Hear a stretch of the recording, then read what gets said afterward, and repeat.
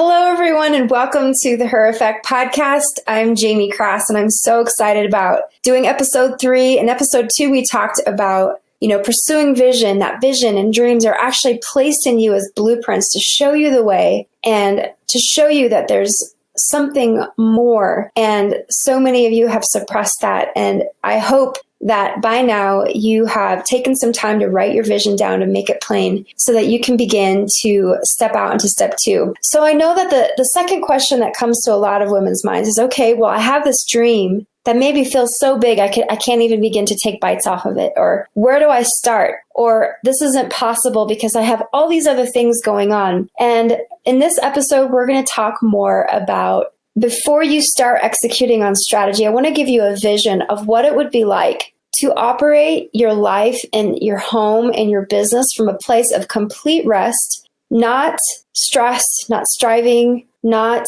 oh my gosh, I'm juggling 50 different things. Because let's be honest, we see this hustle generation. We see this, like, women are stressed out. They're overwhelmed. They're overwhelmed with being moms. They're overwhelmed and miserable in motherhood, which is a sad thing. It doesn't have to be that way. They're overwhelmed with running and managing their home. And the idea of adding one more thing is like, I can't even begin to think about taking something else on.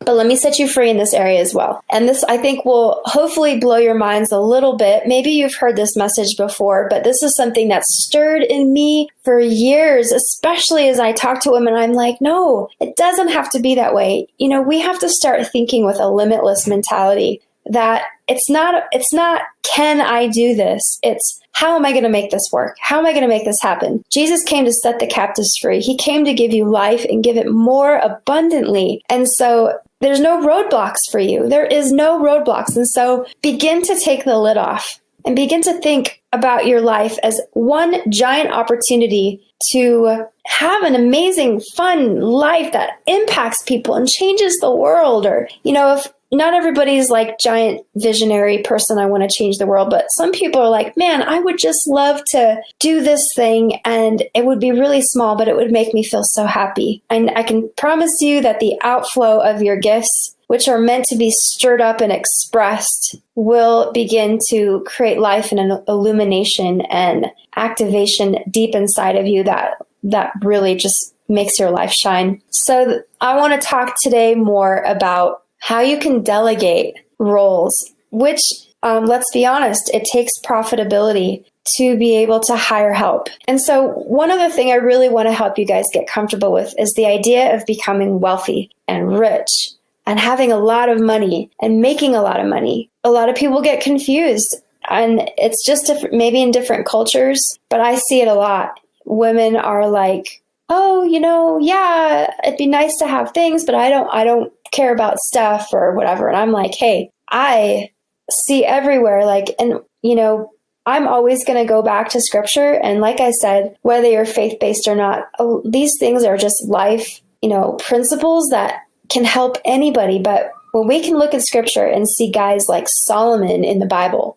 who was the wealthiest man to this day, and God gave him all of that. And Abraham, who was incredibly wealthy, and David, wealthy. Proverbs 31 woman was wealthy. Esther was royalty. God does not have a problem with money. What happens is when people start chasing money, and it magnifies the stuff inside of them, and then they begin to become, and then it corrupts them. And so money is a tool, just like anything, and it can be used for impact. The Bible actually says, take care of the widows and the orphans, and bind up the brokenhearted and set the captives free. And I believe that money is a tool that we can use to do all of those things. And how can we do them if we ourselves are so broken? And we also have a culture of, I'm so broken, or I'm just so low. Like, people are almost afraid. Women are afraid to be like healthy and whole and not struggling all the time. And, I have struggled greatly. And I feel like it's because I am where I am now, because I mastered struggle by taking those as teachable moments and growing from them. Every time I struggled, I've experienced betrayal, rejection, losing money and our home and being robbed by people and many violations and dreams being crushed and men telling me you'll never accomplish these things. And those things only stirred up boldness inside of me. So I want you guys, as the Her Effect, when I bust out the manifesto with you guys, it's going to be incredible. And at the end of the manifesto, it says, I am the Her Effect. And I'm going to define her for you here in the next couple episodes. But her is a word that is so filled with power. And I'm not saying that we can't struggle, but as a sisterhood, as a community, as women who are in pursuit of something that makes a difference in the world, we don't have to stay in our struggles. We can grow and become strengthened by them and become powerful people inside that reflects itself outside by impact. And so that's the place I want to take you, is to this place of wholeness. And my vision for these podcasts, my vision for the Her Effect in the university and all the things that we'll launch out is to bring women to a place of contentment and wholeness in whatever it is that they see themselves being and doing. And I'll try to really stay zoned in here in what we're going to talk about. But let's talk more practicality, hiring out. There's a couple different areas that I really believe it's important for women to feel free to hire and delegate and have help in. And I'm going to use some biblical examples that are amazing and empowering. But I've got a lot of friends who are so stressed out. They don't have the time to accomplish the things they really want to accomplish. They don't even really have the time to spend to invest quality moments into their children and their family because they're spread thin. And I'm like, why don't you? There's 3 key roles in the home that I believe will set a woman free. And of course, in my business, I now have, I have 19 people working for me. And my goal by the end of the year is to have over 100.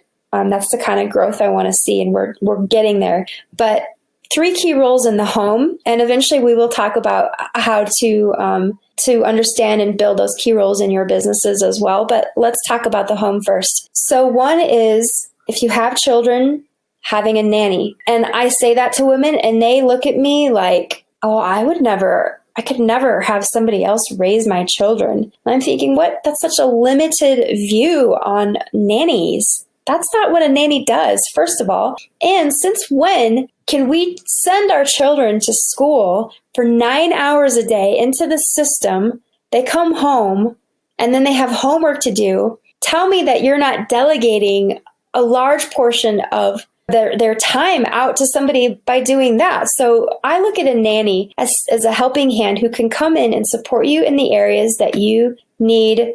There's always gaps. And this is why mothers are like pulling their hair out. They're overwhelmed and stressed because they don't have help. Women were designed, we were not designed to do motherhood alone. And anytime you see brokenness, misery, overwhelm, it's because something's missing. That's like a key component. Like, oh my gosh, I'm really miserable right now. Why am I not enjoying motherhood? I've waited my whole life to have children and now I'm miserable. Well, it's not supposed to be that way. So let's just clarify that to begin with. Motherhood should be a joy. Children should be a joy. They should not be a burden. And I can tell you, having 4 children, that I've created the way that we manage our home. Children are not a burden. Having a family is not a burden. And I'm not stressed out. So let me just tell you how I do that. And I have come from a place of complete stress before having help, before building my business and getting it to where it is now. I was very stressed out, and had it not been for Nathan being so willing to help all the time and change diapers and we have 100% teamwork in the home. And so this is definitely something where maybe if you need to shift some roles with you and your hubby, it's a conversation worth having. But Nathan and I decided in the very beginning that it wasn't going to be, okay, you do the dishes and the diapers, Jamie, and I'll go out and win the bread. It was never like that. It was always, we will share the journey of parenthood together. I'm 100%. He's 100%. Whatever needs to get done, gets done.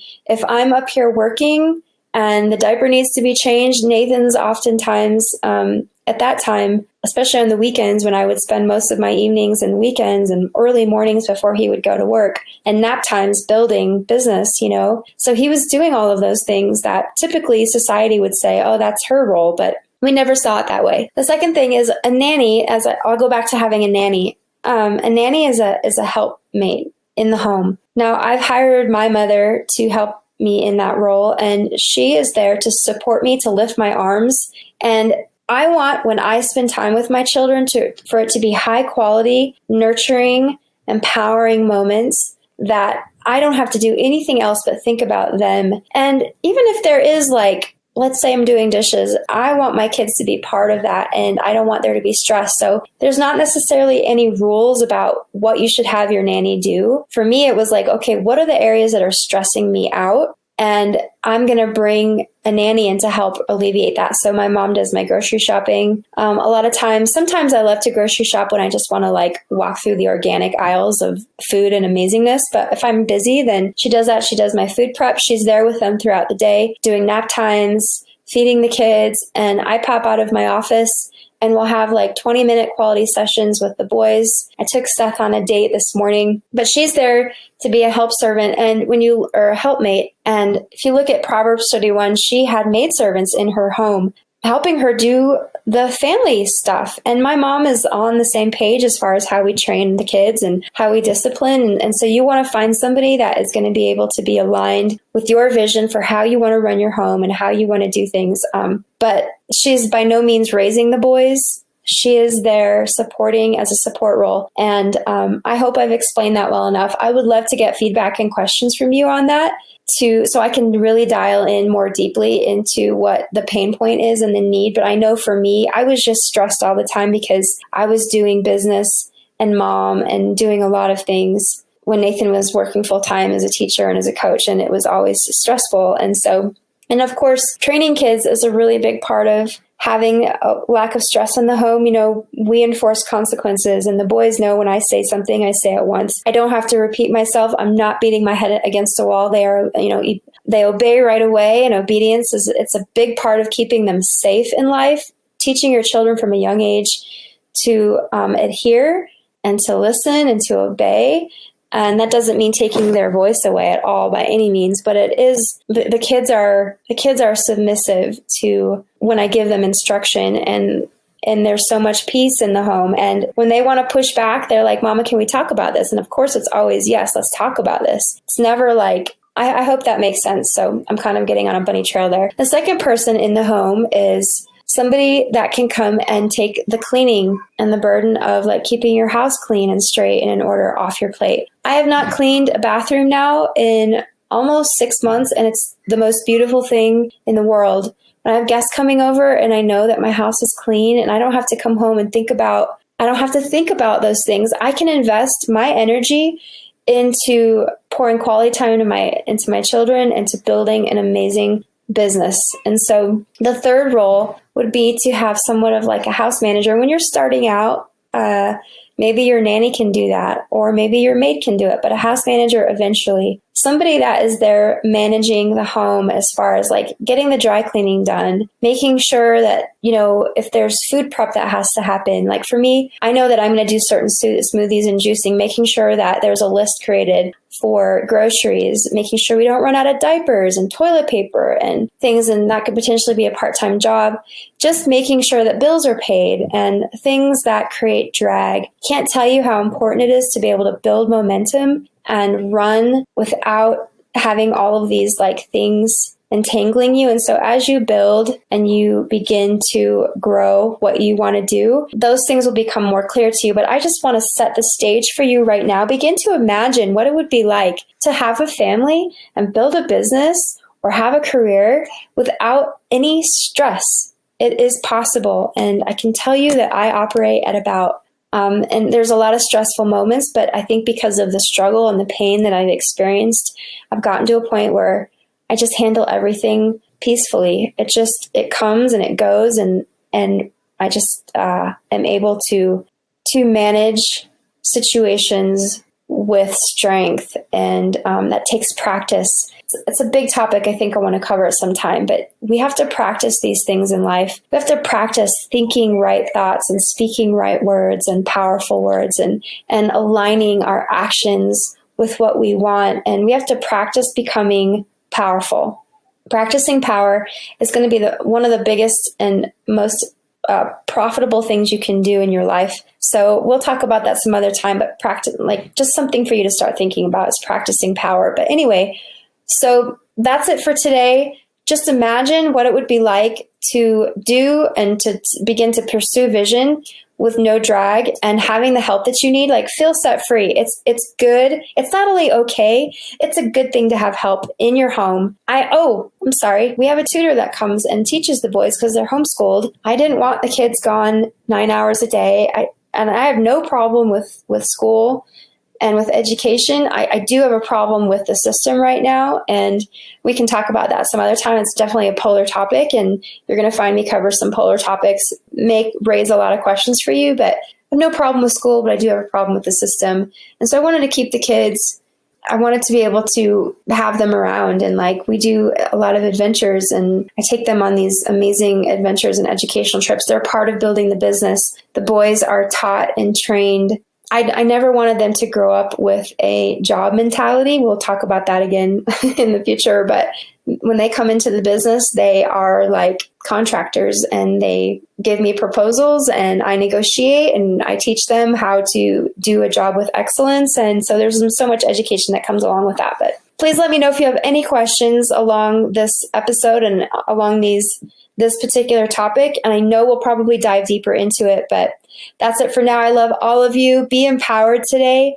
Begin to take action. And then the next episode, we are going to talk more about business and where to get started in your business so that you can begin. You're so close. If you're at zero right now with a company, let me just get you really excited about the next episode.